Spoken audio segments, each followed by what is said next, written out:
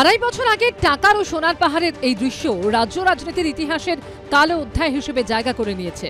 নিয়োগ দুর্নীতিতে অভিযুক্ত পার্থ চট্টোপাধ্যায় এখন যখন বেসরকারি হাসপাতালে চিকিৎসাধীন, তখন হাজার হাজার যোগ্য চাকরি প্রাপক ও চাকরি প্রার্থীদের জীবন অনিশ্চিত, অন্ধকার। আর এই পরিস্থিতিতে সুপ্রিম কোর্টে লিখিত আকারে তাৎপর্যপূর্ণ দাবি করল সিবিআই। কেন্দ্রীয় এজেন্সির তরফে সর্বোচ্চ আদালতে দাবি করা হয়েছে, তদন্তে জানা গেছে যে এজেন্টদের একটি সংগঠিত চক্রের মাধ্যমে ঘুষ নিয়ে অযোগ্য চাকরি প্রার্থীদের নিয়োগ করা হয়েছিল।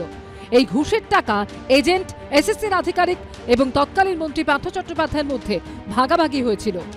মন্ত্রী পার্থ চট্টোপাধ্যায়ের বাড়ির অফিসে অযোগ্য চাকরি প্রার্থীদের নামের তালিকা চূড়ান্ত করা হয়েছিল, যা পরে এসএসসির সংশ্লিষ্ট আধিকারিকদের হস্তান্তর করা হয়েছিল।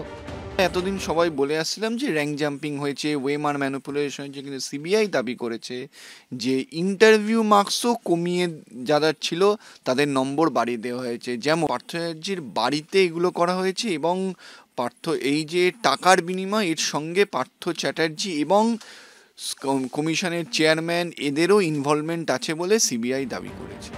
স্কুলে নিয়োগ দুর্নীতিকে বরাবর একটা প্রাতিষ্ঠানিক দুর্নীতি বলে কটাক্ষ করে থাকে বিরোধীরা। তবে দুর্নীতি যে কিভাবে সংগঠিতভাবে হয়েছিল তাও তুলে ধরা হয়েছে সুপ্রিম কোর্টে জমা দেওয়া সিবিআই রিপোর্টে।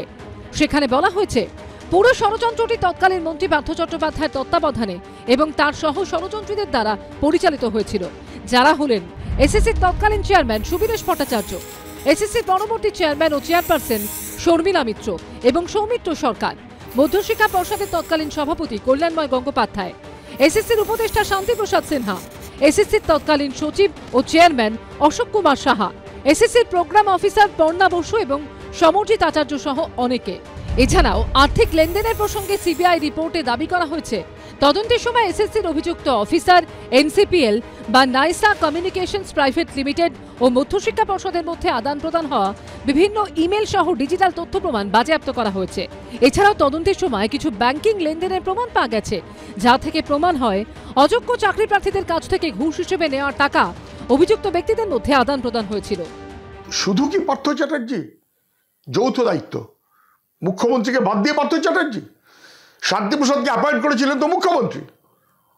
ফলে মুখ্যমন্ত্রী, শিক্ষামন্ত্রী যৌথ দ্বৈরথ বাংলার যুব সমাজের সর্বনাশ করা হয়েছে।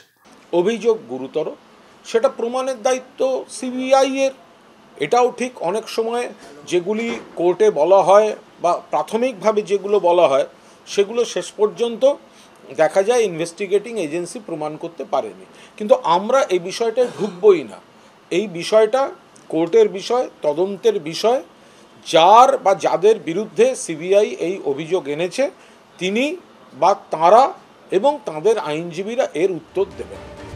কিছু লোভী ষড়যন্ত্রকারী পদস্থ ব্যক্তি আর টাকার বিনিময়ে শিক্ষক হয়ে যাওয়া কয়েক হাজার মানুষের জন্য এই হাজার হাজার যোগ্য চাকরি প্রার্থীরা কেন দিনের পর দিন এই মানসিক যন্ত্রণার মধ্যে দিয়ে যাবে?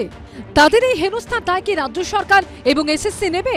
সৌভিক মজুমদার, আশাফুল হোসেন ও রঞ্জিত হালদারের রিপোর্ট, এবিপি আনন্দ।